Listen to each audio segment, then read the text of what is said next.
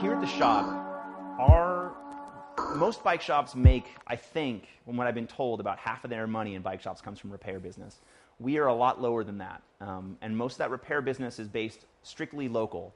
So I kind of consider that our revenue from non-local sources because of the internet is about 60 to 70% of what we make in this shop. I tried print advertising and it was a complete failure. The way that I made this shop really work in a large, like a commercial sense, is by using the internet. And we don't have a lot of foot traffic on the street here, so I have to really work hard. We have to do a lot of different events every month to bring people to the shop, and I have to like publish like a little online magazine kind of to sell bikes, or to kind of sell our businesses. I don't know what you call it, like a brand? I don't know.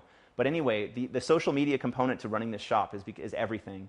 I mean, I could pass 1,000 flyers out, and it's just a complete waste of money. But if I write a really good blog post, it'll get spread around the world, and people in Copenhagen will be commenting on it the next day, and people in Copenhagen that have readership of thousands, and that turns into business for me, I guess, is what I've learned. So yeah, we hire 2 part-time journalists. We sponsor 2 advocacy groups in LA every month. We pay them a couple $100 to write bike advocacy articles and have a little ad on their site.